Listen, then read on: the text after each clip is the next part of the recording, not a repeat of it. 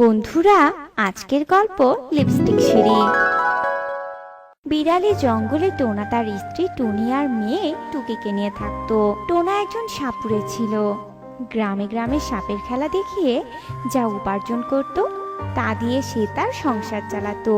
টুকি, মা টুকি, দেখ মা, বিকেল গড়িয়ে সন্ধ্যা হয়ে এলো, কিন্তু তোর বাবা তো এখনো ফিরলো না রে। তোর বাবা তো কখনো বাসায় ফিরতে এত দেরি করে না, আর দেরি হবে জানলে তো আমাকে সে কথা বলে যায়। হ্যাঁ মা, তুমি তো ঠিকই বলেছো, আমিও তো সে কথাই ভাবছি। তবে মা, তুমিও তো ভেবো না তো, বাবা নিশ্চয়ই কোনো কাজে আটকে গেছে। তবে দেখো, সময় হলে বাবা ঠিকই বাসায় ফিরে আসবে। তোর কথাই যেন সত্যি হয় রে মা। তবে মা রে, আমার দুশ্চিন্তা যেন কমছেই না। হে ঈশ্বর, তুমি আমার স্বামীকে ঠিক রেখো, ভালো রেখো। এভাবেই রাত পেরিয়ে দিনও হয়।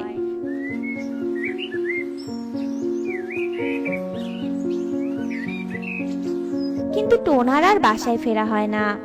এর কিছুক্ষণ পরেই টোনা টলতে টলতে বাসায় ফিরে আসে। গিন্নি, ও গিন্নি, কোথায় তুমি? টুকি মা, বাইরে আয় মা। টোনার কথা শেষ হতে হতেই টোনা ধপাস করে মাটিতে পড়ে যায়।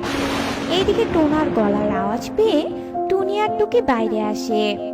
এ কি রে মা, তোর বাবার শরীর তো একেবারে নীল হয়ে গেছে, আর তোর বাবা তো মাটিতে পড়ে আছে, আর কথাও বলছে না। তোর বাবার নীল শরীর দেখে মনে হচ্ছে তোর বাবার শরীরে বিষ প্রবেশ করেছে। তবে কি তোর বাবা আর নেই? এসব কি হয়ে গেল?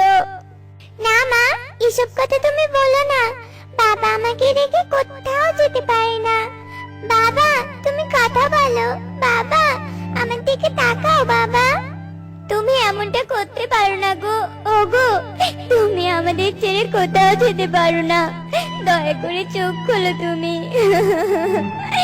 আমি তোমার এই ছোট্ট মেয়েকে নিয়ে এখন কোথায় যাব? কথা বলো তুমি। টুকি আর টুনি এত ডাকলেও টোনা আর চোখ খোলে না। টোনা চিরকালের মতো চোখ বুঝে যায়। আর টোনার মৃত্যুতে টুনি আর টুকির জীবনে শোকের ছায়া নেমে আসে। এরপর বেশ কিছুদিন কেটে যায়। আর হঠাৎই একদিন জাদুকর উল্লু পেঁচা টুনিদের বাসায় আসে। আরে জাদুকর মশাই, হঠাৎ আপনি আমাদের বাসায়? তা কি মনে করে আমাদের বাসায় জাদুকর মশাই? আসলে আমি শুনলাম টোনা নাকি মারা গেছে। কথাটা শুনে আমার বেশ খারাপ লেগেছে টুনি। তবে টোনা মারা গেছে ঠিক, কিন্তু টোনার বিনগুলো নিশ্চয়ই আছে। তা টুনি, আমি আসলে টোনার বানানো বিনগুলোই এখানে নিতে এসেছি, কারণ ওই বিনের সাহায্যে যে আমি অনেকগুলো কালো জাদু করতে পারবো। আর কালো জাদু করে আমি আমার সব ইচ্ছে পূরণ করব।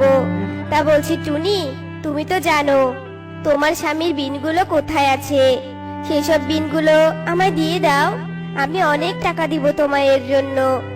আমার বাসায় আপনার আগমন আমি এটা প্রথমে মেনে নিতে পারিনি। ভেবেছিলাম এর জন্য কোনো মতলব লুকিয়ে আছে, আর সেই ধারণাই ঠিক হলো। কারণ আপনি তো কোনো উদ্দেশ্য ছাড়া কিছুই করেন না, সেটা এই জঙ্গলের সব পাখিরাই জানে। কিন্তু আপনি যদি ভাবেন আপনার ইচ্ছা সফল হবে, তাহলে সেটা ভুল করবেন। আমি কিছুতেই আমার স্বামীর বিনগুলো আপনাকে আপনার খারাপ উদ্দেশ্য সফল করার জন্য দিব না। আপনি এক্ষুনি চলে যান, আমার স্বামীর একটা বিনও আপনি পাবেন না। কি কি বললি তুই?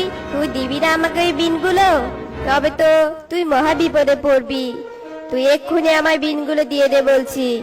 আর তুই যদি আমাকে বিনগুলো না দিস, তবে তুই কিন্তু তোর মেয়েকে হারাবি, এই আমি বলে দিলাম।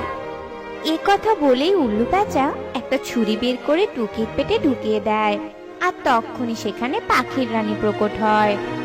শয়তান জাদুকর, তুই অন্যায়ভাবে এই বাচ্চা মেয়েটাকে এভাবে হত্যা করলি। এর শাস্তি তোকে পেতেই হবে, আজ তোর নিস্তার নেই। এ কথা বলে পাখির রানী উল্লু পেঁচাকে হত্যা করে আর টুকিকেও ঠিক করে দেয়। আর এসব কাণ্ড দেখে টুনি ভীষণ ঘাবড়ে যায়। ভয় পেও না তোমরা, আমি পাখির রানী। আসলে আজ আমি এখানে এসেছি আমার ঋণ শোধ করার জন্য। এসব আপনি কি বলছেন পাখির রানী? আপনি আবার কিসের ঋণ শোধ করতে এসেছেন? আপনি এই বদমাশ জাদুকরের হাত থেকে আমাদেরকে রক্ষা করেছেন, আমি তো এতেই খুশি। আর কিসের ঋণের কথা বলছেন? না না, আমি আসলে তোদের ঋণ শোধ করতেই এসেছি। আজ তোদের রক্ষা করতে পেরে আমার ঋণের বোঝা কিছুটা হালকা হলো, কারণ আমাকে বাঁচাতে গিয়ে যে তোর স্বামী মারা গেছে। আপনি কি বলছেন এসব? আমি তো কিছুই বুঝতে পারছি না।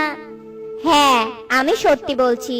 শোন তবে, এক অভিশাপে আমি একটা সাপে পরিণত হয়েছিলাম, আর সাপ হয়ে ঘুরে বেড়াতাম। সেদিন তোর স্বামী জঙ্গলের পথ দিয়ে খেলা দেখাতে যাচ্ছিল, আর তখনই আমি দেখতে পাই একটা বিষধর সাপ তোর স্বামীর দিকে এগিয়ে আসছে।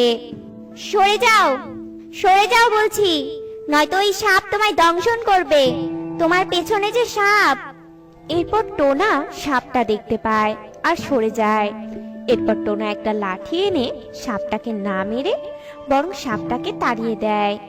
এ কি, ওই সাপটা তোমায় কামড়াতে যাচ্ছিল আর তুমি ওকে না মেরে তাড়িয়ে দিলে? সত্যি তুমি অনেক ভালো। তাই বুঝি? কিন্তু ওই সাপ তো আমার কোনো ক্ষতি করেনি, তবে আমি ওকে মারবো কেন? যাই হোক, তুমি একটা সাপ হয়ে কথা বলছো কি করে? আমি তো জীবনে অনেক সাপ দেখেছি, কিন্তু কোনো সাপকে তো কথা বলতে দেখিনি। তা ঠিক, তবে আমি কথা বলতে পারি, কারণ আমি আসলেই সাপ নই। আমি হলাম পাখির রানী। এক অভিশাপে আমি এমন সাপ হয়ে গেছি। ও আচ্ছা পাখির রানী, তোমার আসল রূপে ফিরে আসার কি কোনো উপায় নেই? হ্যাঁ, একটা মাত্র উপায় আছে, তা হলো চন্দ্রলোকের বিষাক্ত ফুল। ওই ফুলের ছোঁয়া পেলেই আমি আমার রূপে ফিরতে পারবো, কিন্তু চন্দ্রলোকে যে আমার প্রবেশ নিষেধ। ও, কিন্তু আমি তো চন্দ্রলোকে যেতে পারবো।